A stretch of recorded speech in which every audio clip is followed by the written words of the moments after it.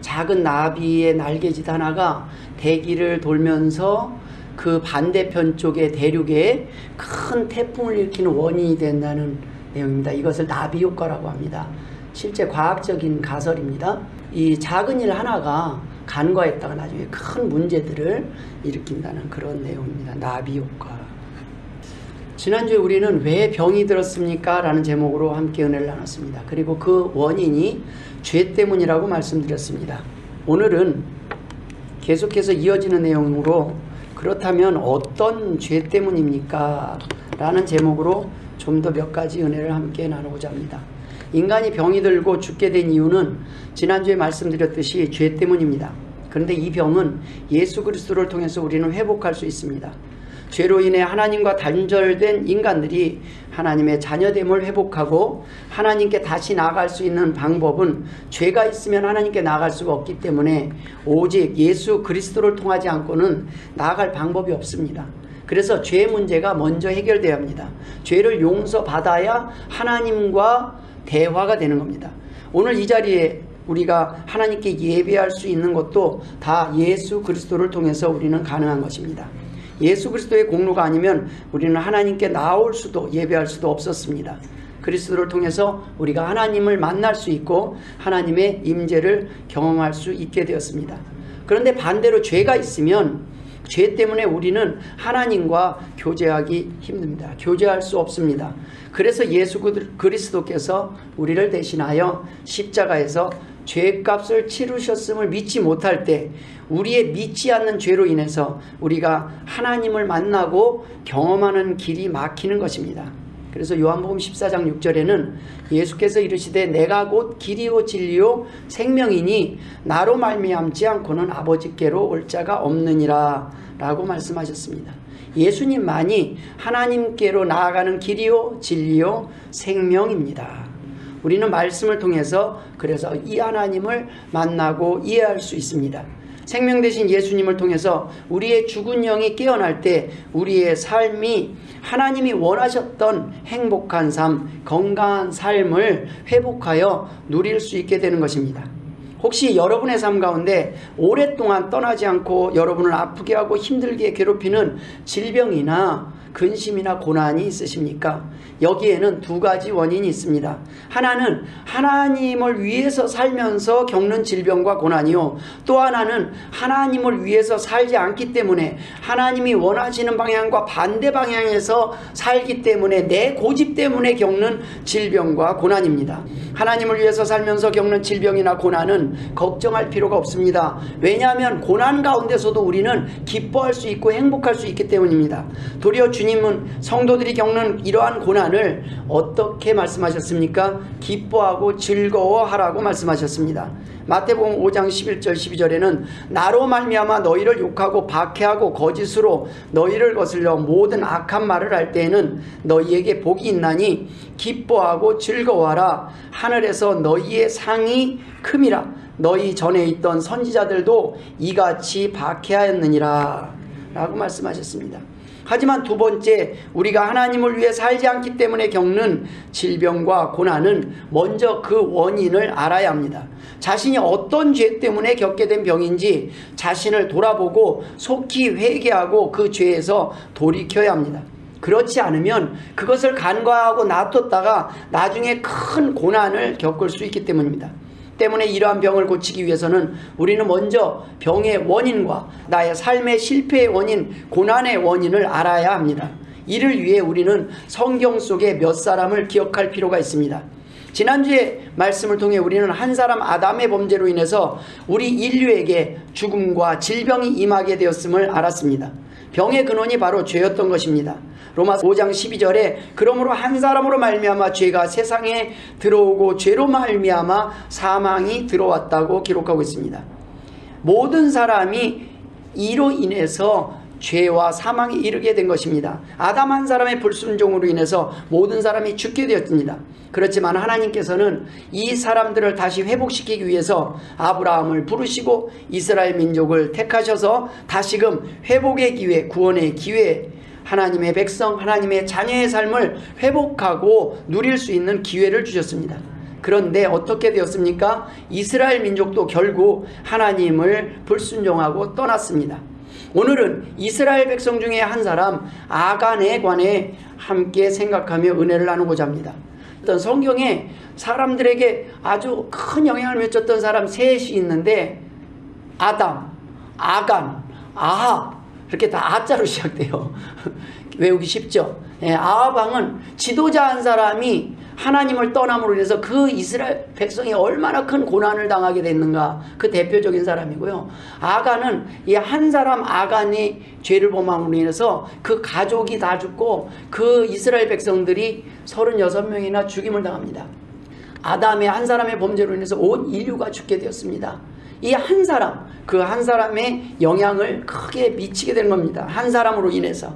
그래서 오늘은 본문 가운데서 바로 이 아간에 대한 이야기를 함께 좀 나누고자 합니다. 오늘 이스라엘 백성에게 처한 상황도 마찬가지였습니다. 여리고성 전투에서 대승을 한 이스라엘 백성들은 의기양양해져서 기세가 하늘을 찌를 듯 했습니다. 오늘 예배 전에 드린 찬양, 저 성벽을 향해 전진하라, 여호와께서 함께 하신다. 근데 이 여리고성을 무너뜨린 방법이 좀 특별합니다. 나가서 싸우러 물리쳐라, 이렇게 하나님이 명하신 게 아니에요. 매번 그냥 여리고성에 가서 제사장들이 법궤를 들고 뱅글뱅글 돌고 그냥 하루에 한 바퀴씩 돌고 오라는 거예요. 그럼 뭐 하는 거냐? 쟤네들 지금 이스라엘 백성이 왔는데 다 여리고 성문을 꼭꼭 잠그고 지금 긴장하고 있습니다. 이스라엘 백성에 대한 소문은 들었어요. 홍해를 건너고 애굽왕을, 바로왕을, 거기에서 나오는 모든 얘기를 소문을 들었어요. 지금 여리고 성은 바짝 긴장한 상태입니다. 그런데 전투를 할 줄 알았더니 전투는 안 하고 여리고성 주변을 뱅뱅 그냥 돌기만 해요. 하루에 한 바퀴 돌고. 그러다가 마지막 7째 날에는 큰 소리로 나팔을 불면 무너져라 하니까 그냥 안으로 폭삭 무너져 버렸어요. 손 하나 까딱 하지 않고 한 성을, 그 튼튼한 성을 무너뜨려 버린 겁니다. 여기에는 이스라엘 백성들이 할 수 있는 건 아무것도 없었습니다. 그런데 그 승리를 하고 나서, 대승을 하고 나서 이스라엘 백성들은 얼마나 기세가 등등했겠습니까? 이스라엘 백성은 이제는 가나안 땅은 다 내 땅이에요. 그냥 이제는 가는 데마다 승리의 확신이 있었습니다. 아, 하나님이 내 편이다. 그런데 그 다음에 기다리고 있는 성이 아이성이었습니다. 아주 작고 적은 성이었습니다. 여호수아가 아이성에 정탐꾼을 보냈습니다. 한번 갔다 와봐라, 그 성이 어느 정도 돼 있는지. 그랬더니 갔더니 아유, 거기는 갔다 와보니까요, 성도 조그맣고 그 안에 거민도 아주 소수가 살고 있습니다. 그냥 여기는 몇천 명만 보내면 우리가 금세 취할 수 있는 성입니다 라고 판단을 했습니다. 이건 우리 밥입니다. 그냥 갑시다. 그래서 이 승기를 얻어서 이스라엘 백성들이 그냥 쳐들어갑니다. 어떻게 됐습니까? 대패했습니다. 문제가 무엇이었습니까? 죄 때문이었습니다. 아이성은 여리고성보다 아주 작았기 때문에 이 정탐꾼들이 얕봤습니다. 그냥 이건 쉽게 할 수 있을 거라. 여러분, 때때로 우리는 이런 생각을 합니다. 아주 큰 문제를 두고는 하나님 앞에 와서 기도를 합니다. 하나님 도와주십시오. 이건 하나님 없으면 안 됩니다. 하나님 큰 사업권이 있습니다. 이건 하나님이 도와주셔야 됩니다. 이럴 때가 있습니다. 근데 아주 작은 하찮은 것들은 우리가 기도를 안 할 때가 있어요. 별거 아닌 거. 근데 여러분, 밥 먹다가 떡 하나가 걸려서, 그것도 교회에 와서, 여러분, 우리가 하나님 앞에 그냥 별거 아닌 것 같고, 아, 이건 기도가 필요 없어. 아니요, 기적 속에 사는 겁니다. 근데 이분이 암 환자였어요. 그러니까 암 때문에 쓰러졌는 줄 알았어요. 그리고 119를 불렀는데 골든타임을 줘. 그냥 이거 뒤에서 2번만 당겨주면은 토해내는 겁니다. 하이니법이 있어요. 그런데 그냥 이분이 암 때문에 드디어 쓰러지셨나 보다. 그러고 손을 못 대는 거예요. 그런데 그러고 나서 나중에 보니까 사인이 질식사였어요. 여러분, 근데 그분은 천국에 갔습니다. 그래도 여러분, 안타까운 일이 아니에요. 천국에 갔어요. 감사함으로 기쁨으로 하나님이 부르시고. 여러분, 예수 믿는 사람은 그것이 하나님이 보호하지 않으셨다는 것이 아니라 이 땅에서 하나님이 언제 부르실지 모르고 준비되지 않는 삶이 불행하다는 거예요. 얼마나 다행입니까? 천국에서 준비해서 교회에 나와서 예배드리다가 예배드리고 나서 바로 천국에 갔으니 이거는 할렐루야입니다. 그런데 이 땅에 소망을 두고 산 사람들은 그건 지옥 아니겠습니까? 이 땅에서 하루라도 더 살아야 되는데. 여러분, 아이성을 가볍게 보았습니다. 그들은 군사 3,000명을 보냈지만 패해가지고 밀려서 도망하다가 36명이 죽고 퇴각을 합니다. 기세가 올라있던 이스라엘 백성들은 또 마음이 그냥 녹아갖고 물같이 되었다고 성경이 기록하고 있어요. 마음이 녹아서 물같이 되었다. 참 표현이 더 이상 뭐 어떤 길 그냥 완전히 반대의 마음이 됐어요. 좀 전에 그냥 승승장구하다가 금세 막 세상이 내 것인 것처럼 하다가 금세 다시 기가 죽어가지고, 근데 나중에 살펴보니까 무엇이 문제였습니까? 바로 한 사람의 죄, 아간의 죄가 문제였습니다.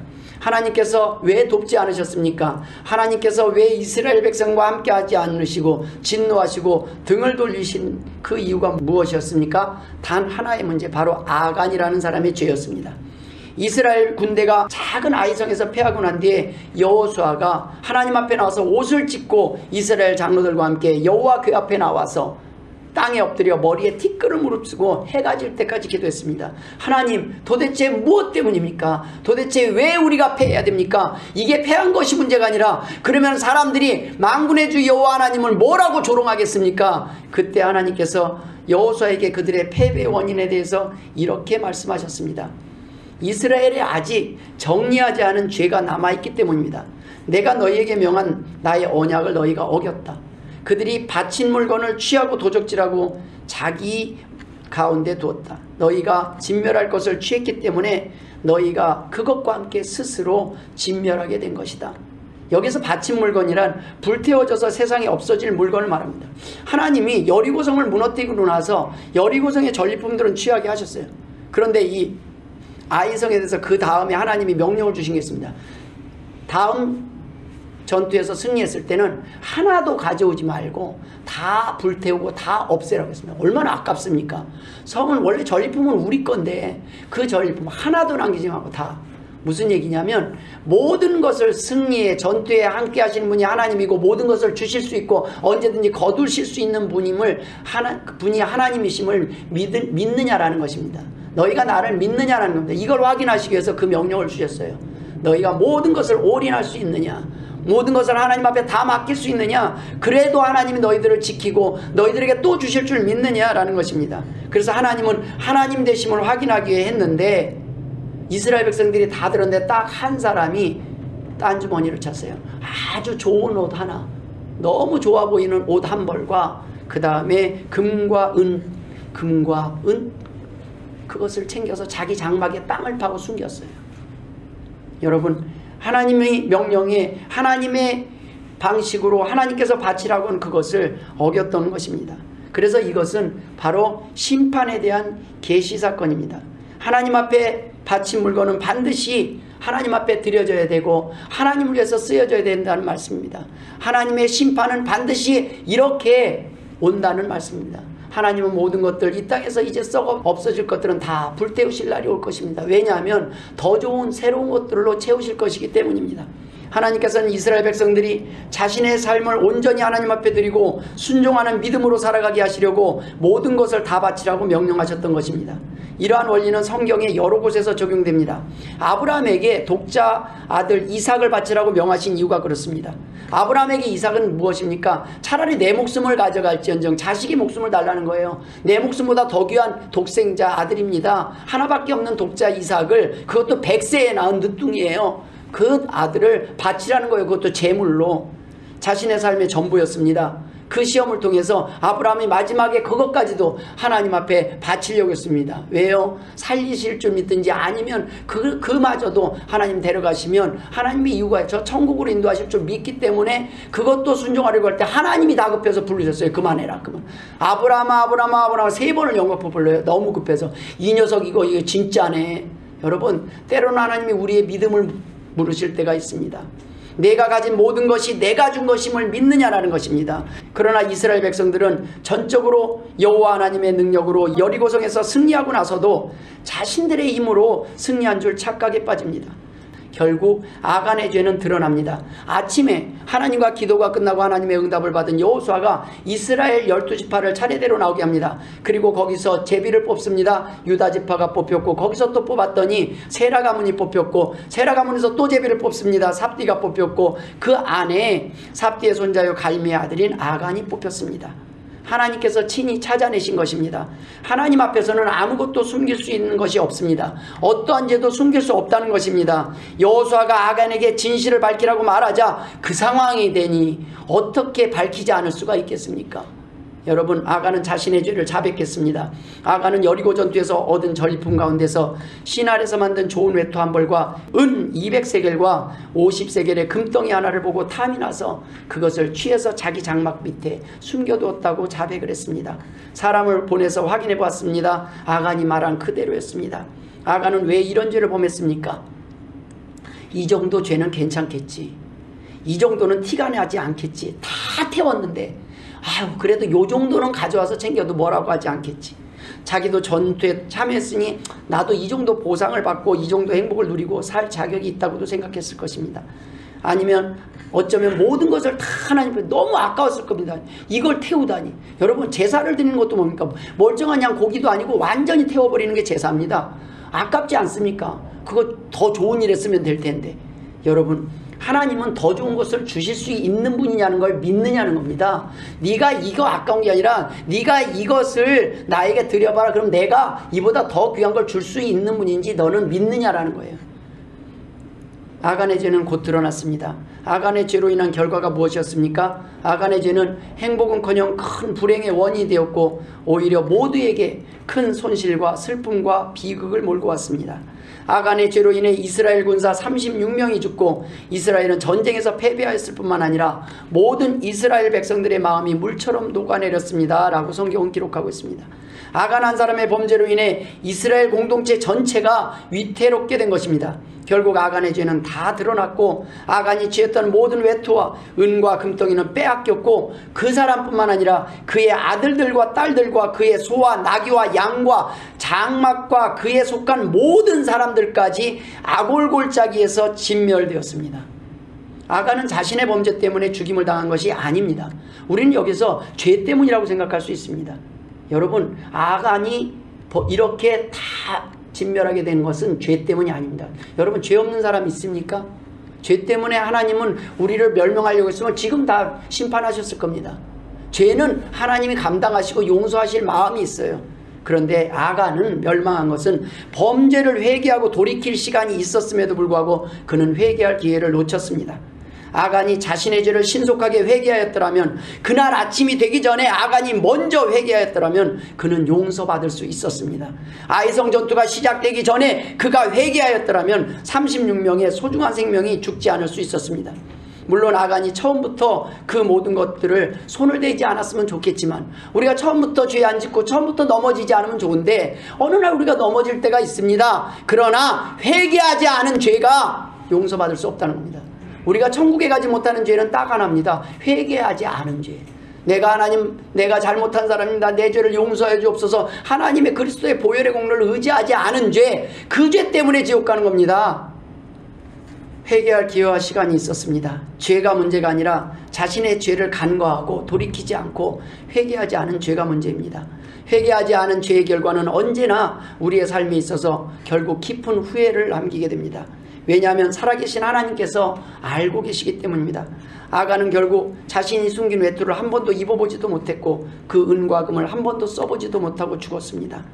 하나님께서 이 아간의 일을 성경에 기록하신 이유가 무엇입니까?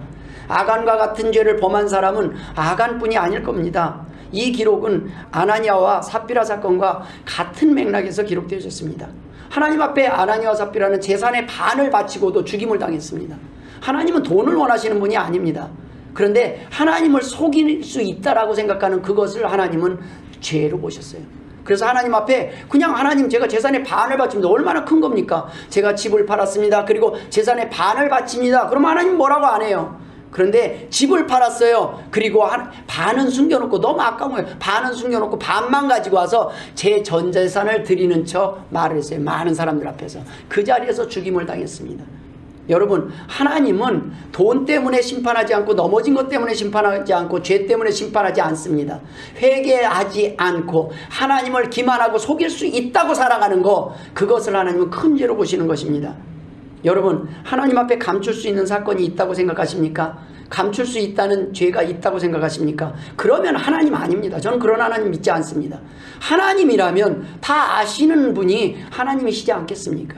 하나님 앞에서 죄는 감출 수 있는 것이 아닙니다. 속기 더 늦기 전에 아직 기회가 있을 때 회개하고 돌이키라는 것입니다. 아간의 사건은 우리의 삶에서 각자가 자신의 삶의 장막, 은밀한 곳에 숨겨놓은 죄를 찾아내서 회개하라는 것입니다. 이 정도의 죄는 괜찮겠지라고 생각하고 살아가다가 자신뿐 아니라 자신이 속한 공동체까지 큰 화를 입을 수 있음을 경고하고 있는 것입니다. 죄는 우리의 삶에 있어 큰 실패와 고난, 질병뿐만 아니라 우리의 삶의 수치와 슬픔과 후회의 원인이 된다는 것입니다. 아간처럼 물질의 죄만 말씀하시는 것이 아닙니다. 각자의 삶 속에서 아직도 회개하지 않은 죄, 돌이키지 않은 죄, 하나님 앞에 내려놓지 않은 죄와 고집을 돌아보고 아직 기회가 있을 때 회개하라고 하시는 말씀입니다. 더 늦기 전에 하나님께서 드러내시고 심판하시기 전에 먼저 회개하지 않으면 우리의 내일이 바로 악올 골짜기가 된다는 말씀입니다. 아직 기회가 있을 때 속히 돌이켜야 더 큰 화를 면할 수 있다는 것입니다. 한 사람의 죄가, 한 사람의 잘못이 그저 한 사람의 문제로, 한 사람의 벌로 끝나지 않았습니다. 죄의 전염성과 오염성 때문에 오늘 본문의 아간처럼 결국 이스라엘 민족도 하나님의 기회를 저버리고 하나님께 불순종하고 떠나서 하나님이 주신 또 한 번의 기회를 놓치고 말았습니다. 여러분, 아간의 죄가 그냥 한 사람의 죄였겠습니까? 그대로 두면 어떻게 돼요? 소문나겠죠. 야야, 다음에 너도 챙겨. 한 사람의 잘못을 보고 다른 사람이 담대해지는 거예요. 그것이 죄의 오염성입니다. 예수 믿는데 장로님이 죄를 범하고도 망하지 않았네? 괜찮네? 이걸 보고 옆 사람도 죄를 얻는 거예요. 먼저 간 교인들이 저렇게 되네? 그러면 예배 시간에 나도 이래도 되네? 나도 이렇게 살아도 되네? 보고 배우는 거예요. 아무 말도 우리는 가르친 적이 없습니다. 주님, 저는 가만히 있었을 뿐입니다 하는데 그 가만히 있는 게 문제예요. 가만히 있으니까 다른 사람도 와서 가만히 있는 거예요. 다들 아무것도 안 해요. 이것이 삶의 영향력입니다. 여러분, 예수 믿는 사람은 가만히 있는 것이 아니라 선을 행하라고 그랬어요. 날마다 우리가 할 수 있는 한 가만히 있다가 오면은 하나님 앞에 벌을 받는다는 겁니다. 하나님이 주신 것들이 있는데 무언가 할 수 있는 게 있어요. 적어도 우리가 서로 행복하게 하는 인사는 할 수 있는 거 아닙니까? 우리가 아무래도 아이고 만나서 반갑습니다. 제가 위해서 기도하겠습니다. 우리 얼마든지 기도할 수 있는 거 아닙니까? 아유 만나서 보니 참 얼굴 보니까 좋네요. 얼마나 좋습니까? 그것이 선입니다. 별거 아니에요. 큰 위대하고 대단한 걸 하라는 게 아닙니다. 죄의 달콤함을 선택한 불순종 때문에 큰 화를 겪게 되었습니다. 하나님은 죄의 크기가 문제가 되지 않습니다. 그 사람이 죄에 오염되었는가 오염되지 않았는가, 죄에 대한 면역체계가 있는가 없는가가 중요할 뿐입니다. 여러분, 우리 주변에 어려운 일을 당한 사람들이 모두 엄청 큰 죄를 지었거나 많은 죄를 지어서 어려움을 겪고 있는 것이 아닙니다. 진짜 작은 죄, 작은 잘못, 아주 작은 거 하나를 무시하고 간과했다가 큰 어려움을 겪게 된 겁니다. 제가 위 집사님과 대화 중에 일하면서 몇 번 죽을 뻔한 적이 있다는 얘기를 들었습니다. 5m 정도 되는 사다리에서 떨어졌다는 거예요. 왜 그랬을까요? 작은 것을 간과했기 때문입니다. 비가 오는 날 높은 사다리에 올라갔고 이거는 안 되는 겁니다. 금칙이에요. 그 다음에 밑에 잡아주는 사람이 없을 때 또 올라가는, 이것도 금칙입니다. 그냥 하나님을 믿고 올라간 겁니까? 믿음이 있는 겁니까? 아닙니다. 작은 것을 간과한 거예요. 우리가 챙길 것은 챙기라고 하나님 말씀하셨습니다. 어떻게 됐습니까? 떨어졌습니다. 잘했습니까? 잘못했습니다. 근데 죽었습니까? 살았습니다. 여기 앉아 있습니다. 잘해서 살았습니까? 아닙니다. 하나님의 은혜입니다. 이런 일이 위 집사님만 경험했습니까? 아닙니다. 우리의 모두 경험입니다. 몇 번 죽을 뻔하다가 살 경우 많이 경험했습니다. 그럼에도 불구하고 은혜인 줄 모르고 내가 조심해서 산다고 착각하지 마십시오. 기적입니다. 여러분, 우리가 이 자리에 앉아 있을 수 있는 거 기적입니다. 하나님의 은혜입니다. 여러분, 자신에게는 해당되지 않는 것처럼 또 쳐다보고 계시는 분들이 있어요. 나는 괜찮아, 나는 내가 잘 지킬 수 있어. 여러분, 착각하지 마십시오. 그냥 하나님께 맡기세요. 하나님, 제가 준비하고 조심하는 데까지는 하겠습니다. 그러나 제가 체킹하지 못하는 거는 여러분 하나님이 지켜주셔야 됩니다 라고 하나님께 믿고 나갈 때 오늘 여기 담대하게 나갈 수 있는 거예요. 무서워서 못 나가요. 아무리 조심해도 미친 사람 한 사람을 못 피하는 거예요.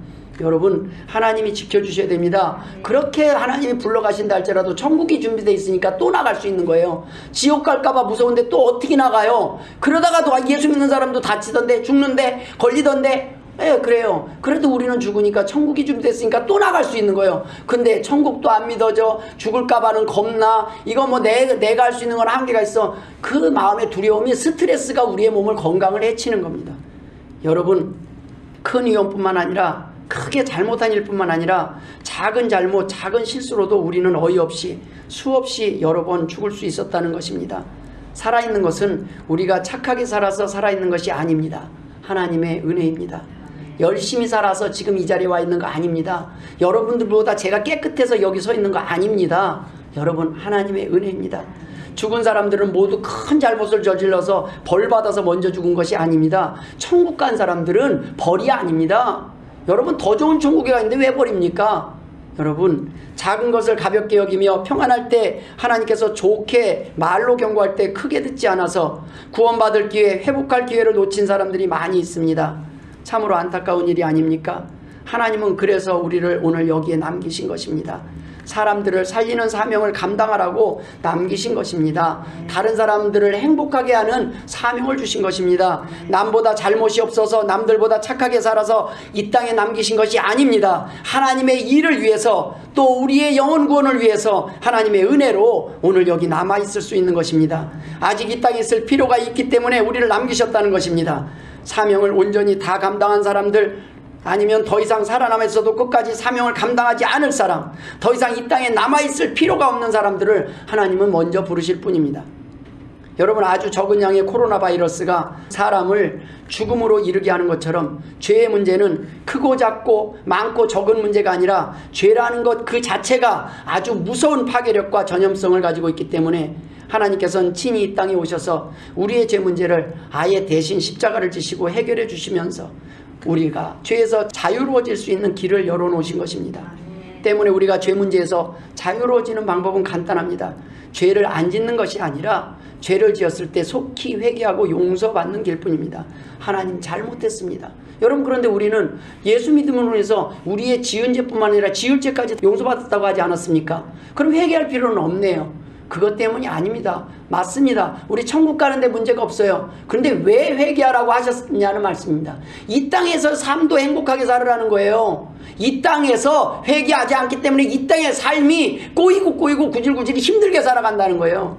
그래? 네가 회개하지 않고 살아? 그래. 그럼 그대로 사는 걸 보고 옆 사람들이, 자녀들이 다 보고 따라할 거 아닙니까? 아버지가, 부모가 하는 대로 자식이 그대로 따라하고, 예수도 부모님이 믿는 것처럼 예수 믿어요. 부모님이 교회에 나와서 하나님 앞에 헌신하고 보면 자녀도 잘못했을 때 부모님 앞에 나와서 헌신하고 회개하고 돌아옵니다. 그런데 내가 담대하게 하는 거 보고 우리 아버지도 멀쩡한데, 우리 엄마도 멀쩡한데, 그러면 또 자식도 그대로 따라해요. 그 믿음 그대로. 여러분, 죄는 영향력이 있습니다. 우리가 하나님 앞에 이 땅에서 죄를 회개하는 것은 천국의 문제가 아닙니다. 이제 하나님이 구원하실 줄은 믿지만 이 땅에서도 하나님이 원하시는 방법대로 하나님이 원하시는 그 복을 누리면서 행복하게 살아가라는 말씀입니다. 하나님이 그 기회를 위해서 자유로움 속에서 살으라는 거예요. 죄로 인한 벌에서, 그 두려움에서 자유로워질 때 우리는 비로소 행복해질 수 있기 때문입니다. 찬송가에 주 안에 있는 나에게 찬송에는 후렴에 그 두려움이 변하여 내 기도 되었고 전날의 한숨 변하여 내 기도 되었네, 이런 고백이 있어요. 얼마나 좋습니까? 이전에는 두려워했던 그 모든 것들을 하나님 앞에 맡기고 나니까, 하나님 앞에 하나님의 인도하심을 바라보면서 가니까 두려움이 변해서 내 기도가 되고 한숨이 변해서 기도가 된다는 것입니다. 우리가 그 어떤 죄를 범하든 그 죄를 가볍게 여기고 간과하며 살아갈 때 우리는 결국 큰 화를 겪고 불행해질 수밖에 없습니다.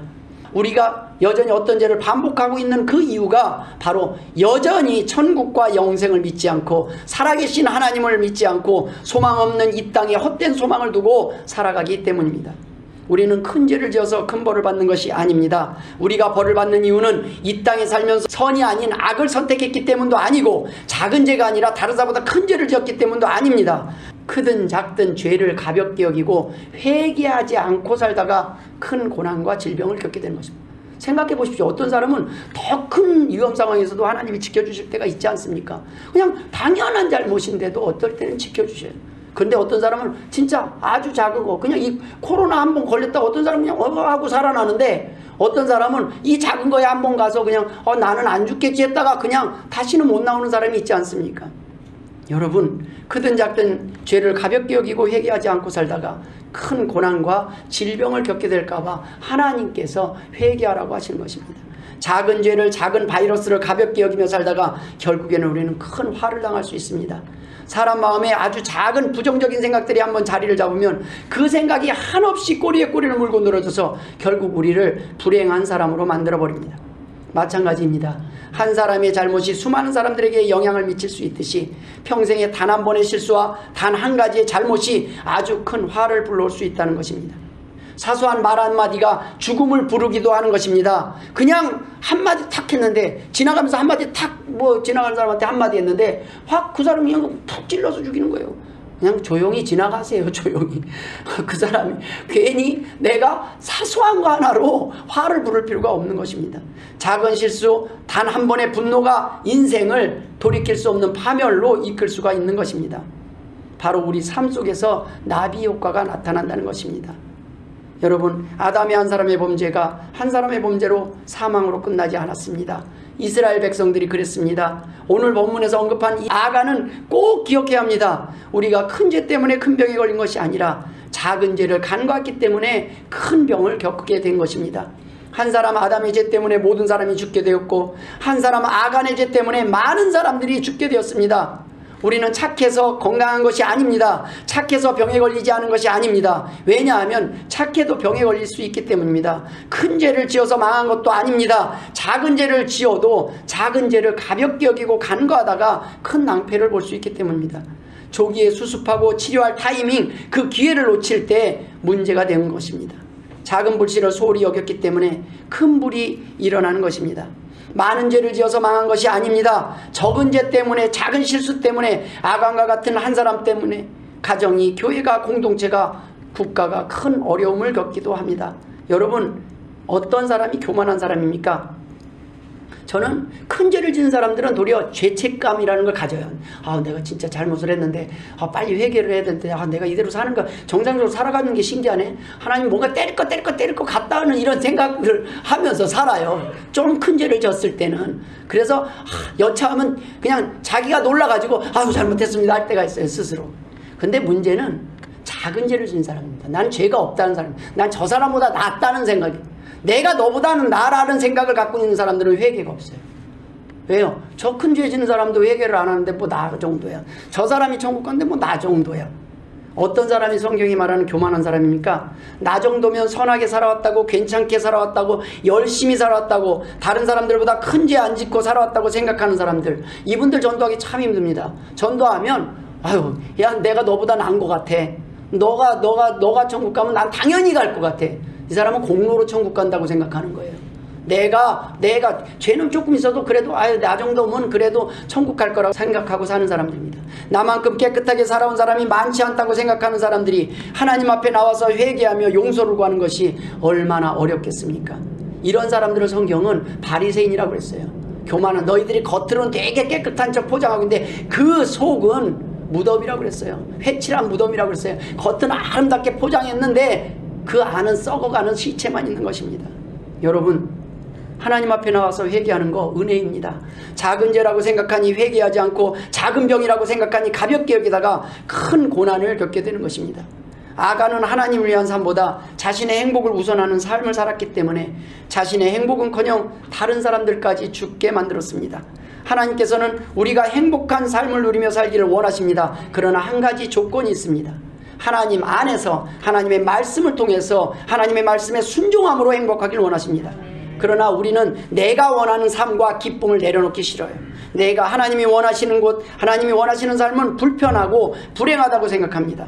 그래서 하나님의 말씀에 순종하지 않는 것이 아니라 하나님이 내가 원하는 걸 줄 때는 너무너무 행복한 거예요. 돈을 줄 때는 하나님 살아계신 것 같습니다. 근데 조금 어려운 일이 닥치면은 하나님 싫다고, 하나님 미워 그러는 거예요. 마치 어린 자녀들이 부모님이 자신이 원하는 장난감이나 게임을 허락해 줄 때는 막 행복하다고 기뻐하는데 안 돼 그러면은 아빠 미워, 그쵸? 엄마 미워. 악역을 누군가는 해야 되는데 애들은 그런 말들을 듣기 좋아하지 않습니다. 그러면 하나님은 계속 우리에게 우리가 원하는 대로 땡가 부린 대로 우리가 멋대로 내 삶을 위해서만 살아가는데 이기적 삶을 살고 내 삶이 우선이 되는데 막 주실 수 있겠습니까? 여러분, 정작 부모가 하는 말은 듣기 싫어하고 불순종하는 그 모습과 우리는 다를 바가 없습니다. 추구하는 그 행복과 가치관이 다르니 부모와 자녀가 매일 전쟁을 합니다. 가정도 부부도 마찬가지입니다. 종교가 다르고 믿음의 수준이 다르면 갈등을 넘어 원수가 되기도 하는 것입니다. 마태복음 10장 36절에는 사람의 원수가 자기 집안 식구라고 했습니다. 왜 그렇습니까? 같은 집에 사는데 각기 원하는 방향이 다르면 전쟁이 일어날 수밖에 없지 않습니까? 같은 방향을 보고 가야 됩니다. 그런데 각자 A는 A대로 원하는 게 있고 B는 B대로 원하는 원투가 있지 않습니까? 네가 양보해라는 한시적이에요. 일시적으로는 참을 수 있어요. 근데 계속 참을 수는 없습니다. 그럴 때 방법이 있습니다. 누구의 뜻대로 사냐? 하나님의 뜻대로 사는 겁니다. 여러분, 그게 공평이에요. 너 뜻대로 내 뜻대로 한 사람이 양보하고 사는 삶은 행복한 삶이 아닙니다. 여러분, 하나님을 위해서 하나님께 표준을 맞추고 하나님의 명령에 순종하며 사는 것이 행복한 삶이라는 것입니다. 먼저 그 나라와 그 의를 구할 때 우리가 원하는 것, 우리에게 필요한 것들이 채워지는 것이 하나님의 복의 방법입니다. 이것이 행복의 비결입니다. 마태복음 6장 33절에 그런즉 너희는 먼저 그의 나라와 그의 의를 구하라. 그리하면 이 모든 것을 너희에게 더하시리라. 아멘. 기도하겠습니다. 하나님 아버지, 은혜를 감사드립니다. 하나님, 작은 것을 소홀했습니다. 하나님, 아직도 내려놓지 못한 나의 욕심과 나의 생각들이 있었습니다. 하나님께 내려놓고 하나님을 의지하며 살게 하여 주옵소서. 감사하며 예수님의 이름으로 기도드리옵나이다. 아멘.